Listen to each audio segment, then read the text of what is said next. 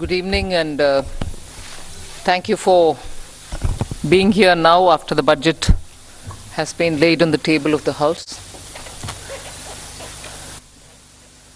As opening remark, I'll just give a few indications of what has been highlighted in the budget. Broadly, I think the four emphasis points are on empowering women, giving a lot more attention to the SHG groups which are in the rural areas, trying to scale them up, give them the opportunity to brand and produce and also market their products in a far more scaled up and professional manner. Emphasis on tourism and training of youth for readying themselves for tourism, specific action for 50 destinations where comprehensive tourism action plans will be introduced. Then what is being called as PM Vikas, looking at Vishwakarma, people who create things, make things out of their hands using tools. In some states they are called Vishwakarmas, in some other states some castes are referred to as Vishwakarma, but what we mean here is to cover all artisans and craftspeople who do things with their hands using some tools, so not specifically only to some particular communities, but to all who create the soft power of India through their crafts.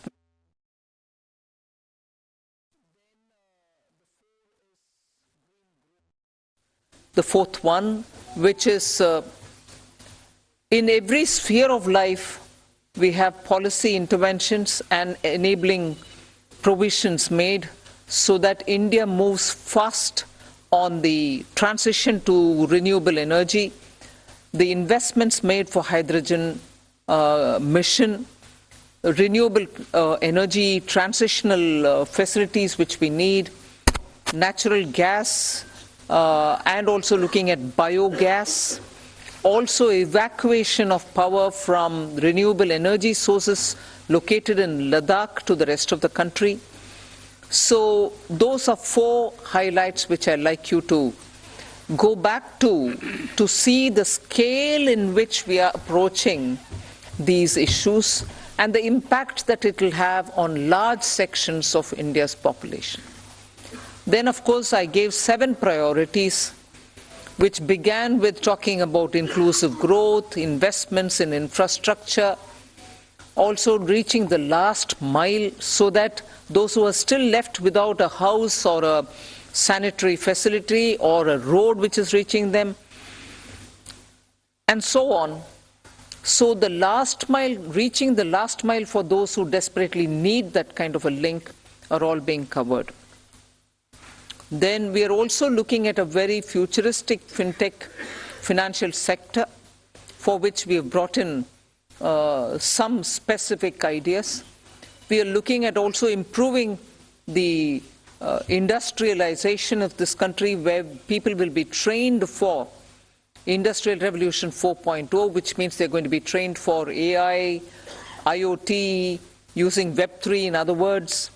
So training manpower to ready themselves for industries which are rapidly becoming Industry 3 context. Then digital economy, unleashing the digital power of India in various walks of life, setting up an artificial intelligence research center, center for excellence. So all these are in part A. There's a lot of increase in the agriculture credit availability, 20 lakhs being made available for agriculture credit. Also a sub-scheme under the PM Matsya Sampada Yojana, making sure that people living in the coastal areas are going to benefit from it, fishermen are going to benefit from it. Now, if largely the Part A has looked at these, Part B has aimed at rationalizing the customs duties, also making sure personal income tax, after a very long time, has had substantial changes which will benefit the middle class. And also because this country has been waiting for direct taxation to be simplified, also waiting for direct taxation to be a lot more easy in compliance, and therefore the new taxation regime that we brought in for direct taxation 2-3 years ago has now got greater incentives, greater attraction, so that people can unhesitatingly move from the old to the new. Of course, we are not compelling anybody. Those who want to remain in old can still remain there for enough justifications that they can have. But the new one obviously is now attractive because it gives greater rebate. It also provides for a simplified and smaller slabs, lower rates of taxation, and also slabs which are nicely broken down. So with all this, I think the budget, I've not gone into specifics, but I thought as an opening remark, this much will be sufficient to say this is a budget which is beautifully balanced, both growth considerations, because the capital investment has never before seen double-digit investment announcements. 10 lakh crore, which includes 1.3 lakh crores being given to states, is going to give a big leg up for capital investment from government.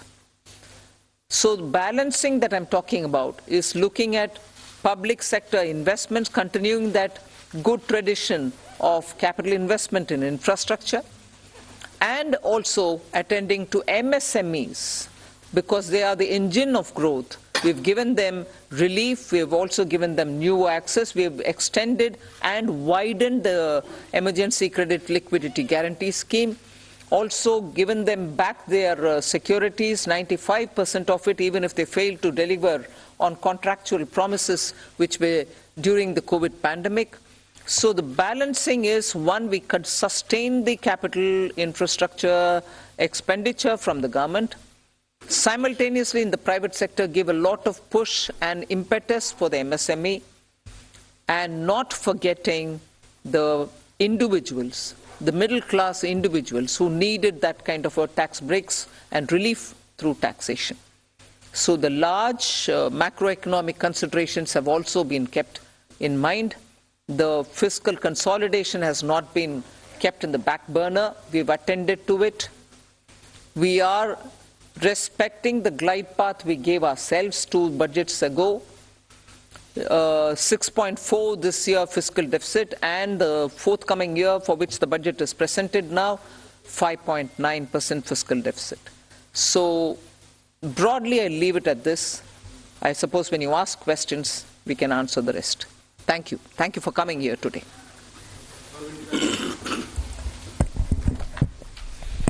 Good afternoon, ma'am. Good afternoon, ma'am. Shishir here from Hindu Business Line. Ma'am, my question is that when there is an announcement for 7 lakh rupees under new tax regime, that will no tax to be paid, and then you are talking about rejigging the new tax regime, does this mean that this is the end of exemptions for various incentives, exemptions for investment and savings? Well, I've already addressed this, I think. We want to make the new tax regime, which is without exemptions, attractive enough for people to think that this will be the best option for them because it gives them better rates. It doesn't also make the compliance a burdensome exercise. If rates are so low, you're going to benefit net by paying lesser tax. Even those exemptions that you would have otherwise gained from would have resulted in probably net amount being the same. So we made this a lot more attractive. But if there are people who still think that being in the exemption regime, which is the old regime, benefits them, they're welcome to continue where they want. But yes, the ultimate interest is to make the simpler regime more attractive. And that is why we've come up with this.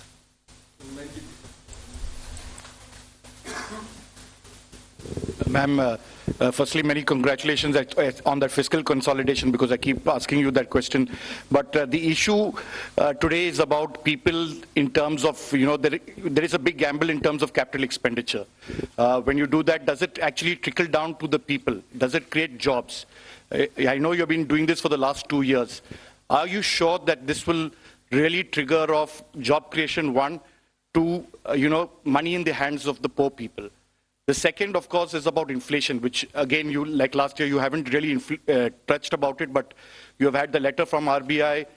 Your chief economic advisor yesterday says we are in uncertain times, but we hope that it will be under the check of 4 to 6%, hopefully the lower band of RBI. What is your answer to both these points?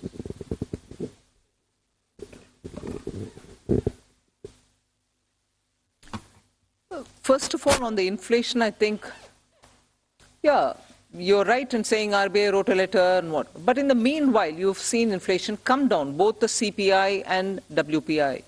Action is being taken by the government. We take inflation-related steps as and when things develop in the ground and in response to it. And that has borne result. So inflation is not something which we are looking the other way while it is changing up and down. We have kept attending to it, and as a result, you find the result. On fiscal consolidation, you asked me the question, and I've already explained that we've attended to it with all earnestness, having respected the glide path we gave ourselves earlier. Jobs. Yeah. See, first of all, I find it a bit odd you may want to ask this question like this. Capital expenditure. I would have appreciated if you asked me, you said something in the BE, but you have not really exhausted what you put forth. You've not really used it in the ground. It is unfulfilled in the sense targets have not achieved. I would have been happy to answer if that were to be the case. But you're asking me a question about, in the sense you are implying that we have fully utilized what has been kept for capital investment. Therefore, it makes me feel odd that you're asking a question of actually have jobs been created or not. When projects are undertaken and money is utilized, and that it is utilized is coming through from the budget statement, how would the projects get completed without manpower, without jobs? Not all projects can be completed, even 1%, without human intervention. So obviously jobs are happening in the ground. So